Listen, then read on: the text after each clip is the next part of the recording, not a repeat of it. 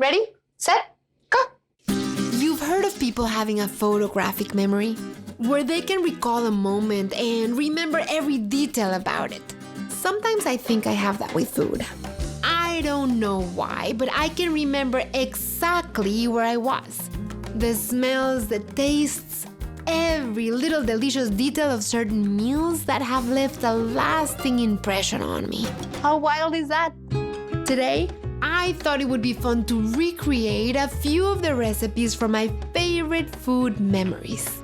Cheesy chicken enchiladas in a creamy salsa verde, one of my childhood favorites. So ridiculous. Light, crispy, a little sweet. Frosted cereal cookies, a recipe handed down from my husband's grandmother. And a fabulous pinto bean and tomato soup. Sopa Tarasca, one of my favorite ever meals from my travels in Mexico. Wait for the crunch.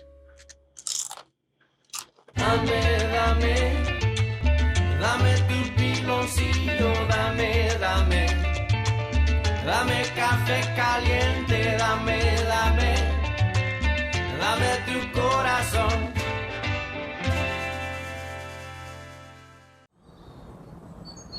My favorite memories are food memories. And what I like about my favorite food moments is that I can recreate special moments of my life while creating new moments for my own family. We're starting with one of my favorites, Enchiladas Suizas, or Swiss enchiladas. You probably heard about these Swiss enchiladas, and they were the iconic dish of a place called Sanborns. It was a grocery store that was established in 1903 by two American brothers who moved to Mexico from the US. They became such a hit that they ended up having a national company with hundreds and hundreds of Sanborns throughout the country. And this was one of their iconic dishes. And my dad and I sometimes would sneak away, just him and I, to go to Sanborns. I would eat these enchiladas while he ate his molletes every single time. So I'm starting with 1.5 pounds of tomatillos, which I've quartered for easier blending. The way to make most sauces for enchiladas is to cook the ingredients and then puree them. But here, everything is gonna go in the blender raw, which makes it easier and faster and ends up being delicious as well. I'm gonna add 2 garlic cloves, 2 serrano chiles. I'm gonna add a 1/4 cup of water and a teaspoon of salt. I'm gonna slice enough onion to give me a 1/4 cup, 1.5 cups of cilantro,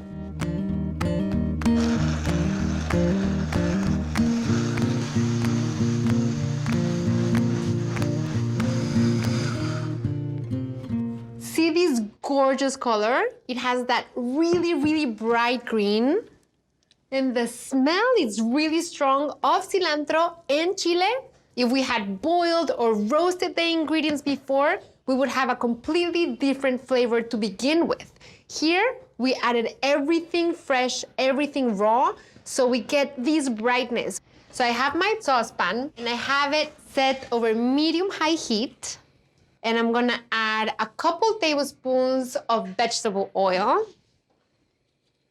Ready, set, go. I never, ever tire of doing these step 2 sauces. It's the magic of cooking, because you're taking all of these raw ingredients and you're creating one cooked meal, in this case, the Swiss enchilada, which is to die for. And I already am seeing like the process in action in a second. That's why I never tire of this process. So I'm gonna let this season for about 2 to 3 minutes. And the smell already is so incredible. It's already taking me back. So the Swiss enchiladas are traditionally chicken enchiladas. So I made some chicken broth. So here I had 3 chicken breasts, bone in, skin on, because that's gonna give a lot of flavor. And then you cover it with water and you add your aromatics. And then you just bring that to a simmer and cook it for an hour. And now the great thing is that I have really moist, yummy chicken. And I also have really delicious, freshly made chicken broth. And this is what my sauce needs right now. The sauce has been simmering for like 4 to 5 minutes. Now I'm going to add a cup of this chicken broth, which is gonna give it another layer of subtle flavor. Many people confuse Mexican cooking with a lot of spices and a lot of strong spices, but really what defines Mexican cooking, in my view, is the subtle layering of different flavors. And now I'm gonna add a cup of Mexican crema. Adding the cream is one of the things that was innovating from those American guys who opened Sanborns, because Mexicans didn't used to add a lot of cream or cheese to dishes. And it is the adding the cream and the cheese that we're gonna add in a little bit that gave them the moniker Swiss. Let me taste the sauce to see if it needs anything. It is creamy, it is grassy, it's a little bit spicy, it tastes so fresh. And now I'm gonna start to build my Swiss enchilada.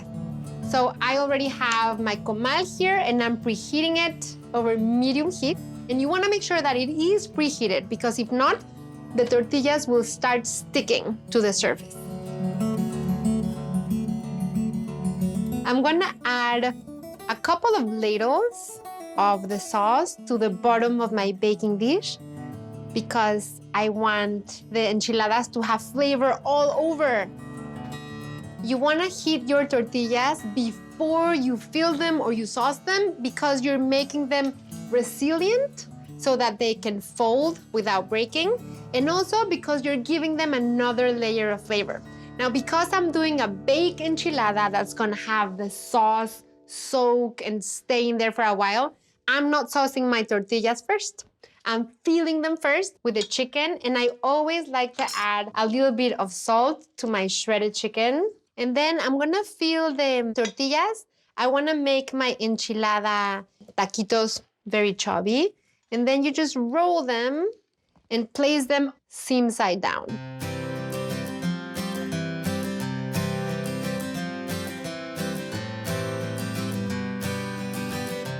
Once you have it like this, you're going to cover it entirely with that delicious sauce. So, two Americans came to Mexico, opened up shop, and developed one of the most famous Mexican enchiladas. How wild is that? Just another example of what collaboration between cultures and countries can do. I'm adding all of the sauce. And you know why I'm adding all of the sauce? Because the tortillas are soaking that sauce. So if I stop right there, by the time I cover it and put it in the oven, they will be dry. And I want my enchiladas always, always, always to be super saucy. Super saucy. And now, to make them even creamier, I'm adding another cup of cream, a cup of mustard, and a cup of Oaxaca, both shredded. And then my enchiladas can wait until I'm ready to put them in the oven. A little while ago, I asked you to share your favorite food memories, and I loved getting your videos. My favorite food memory is growing up, my mom used to cook for us all the time. My favorite food she would make for me was her chicken parmesan. I can't wait to make that for my daughter one day. Hi, Pati. My name is Dora, and I am originally from Sfax, Tunisia, in North Africa. One of my best food memories growing up was helping my mom prepare couscous and, of course, eat it. So, this is Tunisian couscous. Hola, Pati. I'm Hector Mercado. Thanks for choosing my story for your show. Making some chilaquiles today for my family. ¿Qué es una buena comida sin buena compañía? My name is Andrea. Hi, Patty. I was born and raised in London, but I'm currently living in the US, and I love Indian food. I love it so much that every time I eat it, it brings me back to my favorite place, and that is London, that I hold dear to my heart and all of my best friends. I'm going to be making these frosted cereal cookies, which I think were Danny's, my husband's, and his sister's favorite cookies growing up. And the woman who made them was his grandmother, Abuelita Consuelo. And this is her original recipe. So I'm going to start with 1 1/3 cup of unsalted butter that I have at room temperature. And I'm just going to start beating at medium speed. And now I'm going to start adding 1 1/4 cups of sugar, 1/4 cup at a time. So I'm going to crack 3 eggs, and I'm going to crack them 1 at a time to give them a chance to really mix with the dough. I'm going to add a tablespoon of vanilla extract, a pinch of salt, 3 cups of flour. I'm going to do it 1/4 cup at a time so that my dough continues to beat and get really, really fluffy, so it has a lot of air as the flour mixes into the dough, reducing the speed so that the flour doesn't jump all over me.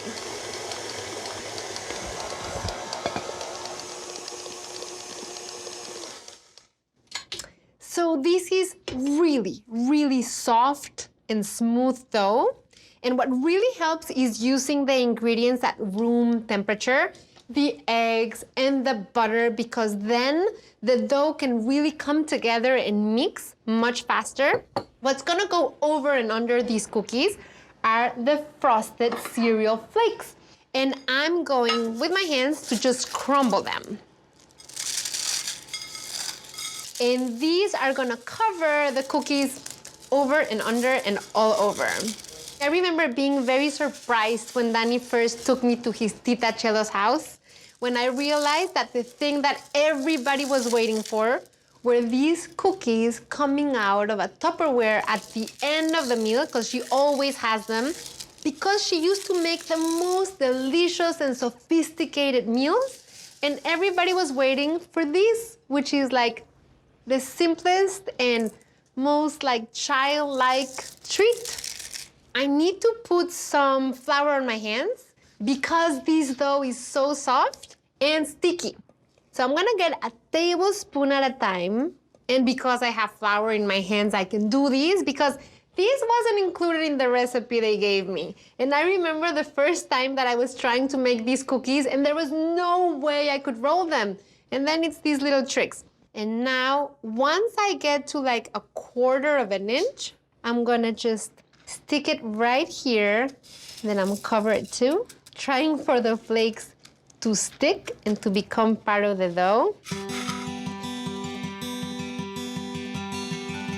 So I'm making the cookie very thin, which makes it even more irresistible because you get the crumbs of the frosted cereal flakes, but then you also get the crust of the very thin brown cookie.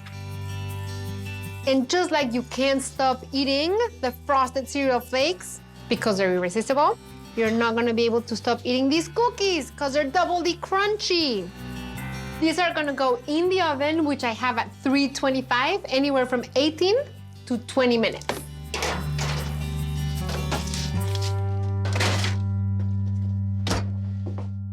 Hi, Patty. I'm Peter. I live near Baltimore, and my favorite food memory, I went to high school in Germany. The big delicacy is what they call a doner kebab.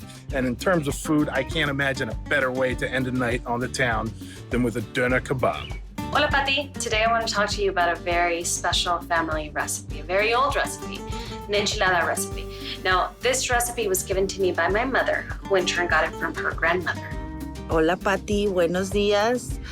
Voy a hacer tacos de nata. Viene desde Pénjamo, Guanajuato, esta receta. ¿Listo? ¿Qué tal están los tacos, Sophie?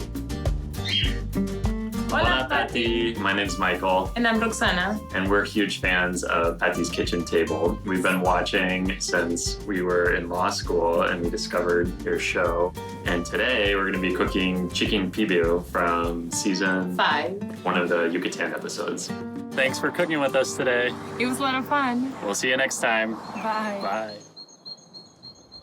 And now I'm gonna start making a Sopa Tarasca, which is a Pinto bean and tomato soup. It's so delicious, and I'm gonna get it started with a pound of ripe Roma tomatoes in this saucepan, a garlic clove, and I'm gonna add an ancho chile. And its taste is chocolatey, a little sweet, a little bit like raisins. It has very little heat. And now I'm gonna cover my ingredients with water, bring them over a medium-high simmer back here, and I'm going to cook them until the tomatoes are soft and mushy and the chile has rehydrated and really plumped up. While those ingredients cook, I'm going to make the garnishes for this soup. And the garnishes for this soup are tortilla crisps and ancho chile crisps. Very easy to make, and both of them you can use for the soup and for 1,000 other things. And I'm gonna cut my corn tortillas into bite-sized pieces. The first time that I tasted this soup was about 15 years ago. And I had gone to Morelia, which is the capital city of the state of Michoacan. It's just charming and beautiful and has amazing food. And we were staying at a hotel that's called the Juaninos, which is the most charming hotel. I think it used to be a convent. And right there, there's a restaurant that overlooks the town square. And that is where I tried this Tarascan bean soup. And I was charmed.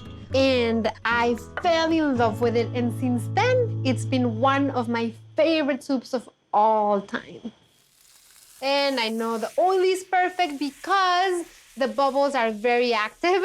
And you know when you need to stop, when the bubbles sort of calm down and get lazy. And now we're gonna repeat this exercise with all of my tortilla chips here.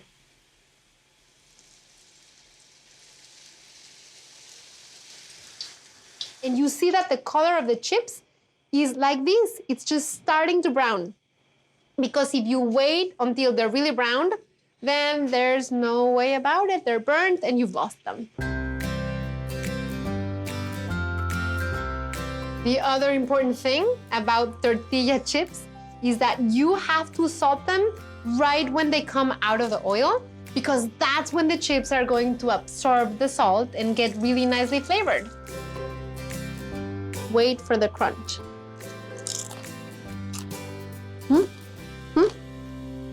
Aside from having tortilla crisp as a garnish, it also has chile crisps, or crujientes de chile, as a garnish, and it is absolutely delicious.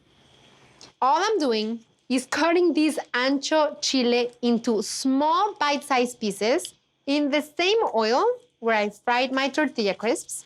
I'm gonna drop in these pieces of ancho chile, but I'm gonna drop them in for 3 seconds. To control the frying time, I'm gonna keep my chiles in this spider the whole time that I fry them, so I don't have to be fishing for them. You counted 3 with me? They're done. Have you ever made anything that fast? No, because neither have I. So fast, 3 seconds. And now I'm gonna salt them. My mouth is watering so bad right now. I can't wait to bite into one of these.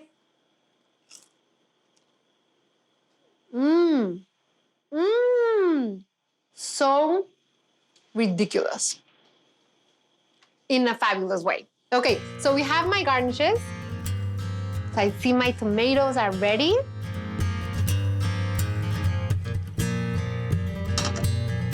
So what we're doing now is we're going to puree the base of the soup. We're gonna add all these tomatoes in here and the ancho chile. A slice of a white onion, like a 1-inch slice, and I'm gonna add salt. And then I'm gonna add a cup of that cooking liquid. It does have a lot of color and flavor.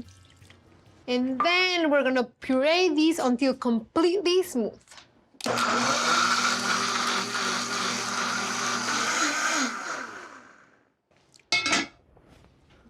Now the soup is going to come together in this pot. And I'm going to preheat it over medium heat. I'm gonna add 2 tablespoons of oil.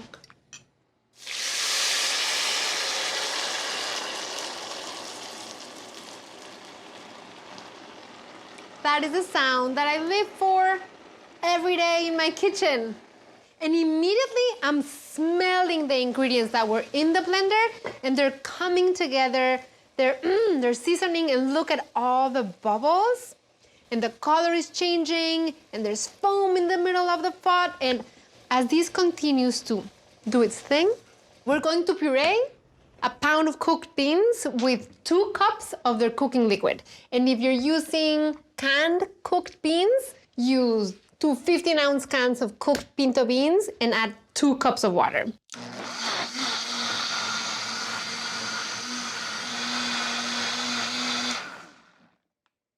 So here we have an incredibly rich base, and now it's gonna have this velvety layer of pureed pinto beans, which are soft and smooth.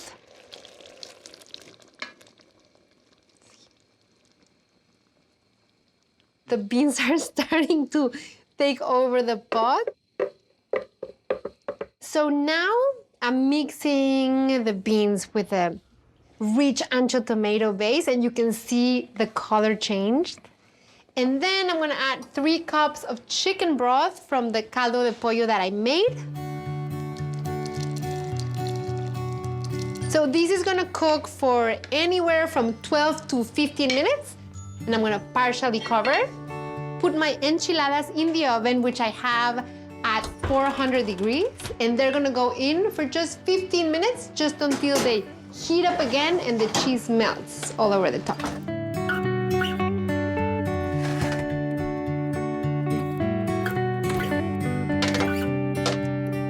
Gonna let my cookies cool, and I think my soup is ready.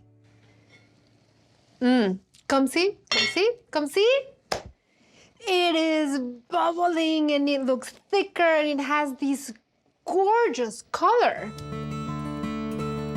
Some of the tortilla crisps. I'm gonna add some of the ancho chile crisps, which are just sheer flavor turned to crunch. I'm gonna cut some avocado. Some of the queso fresco. I'm just gonna drizzle some Mexican crema. And this is a Sopa Tarasca or Pinto and tomato bean soup.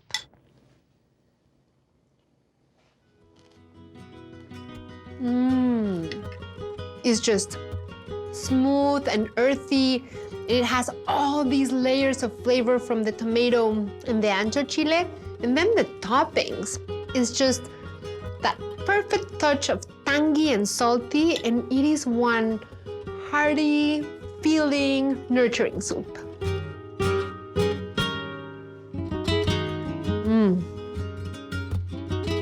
This is one gigantic casserole of the version that I used to eat at Sanborns, because they used to bring you the individual little casseroles with just 3 enchiladas.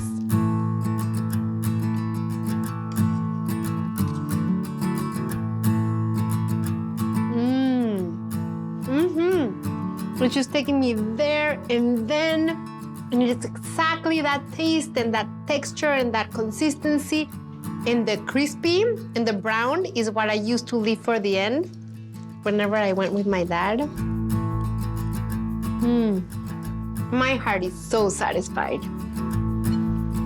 This cookie looks like a much larger rendition of Tita Chelo's cookie. Hers used to be a little bit smaller, but I went with my craving.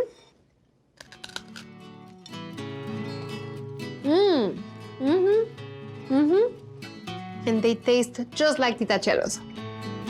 It is so much fun to recreate all these food memories in my home kitchen. I love making them, I love eating them, and I love sharing them with you guys.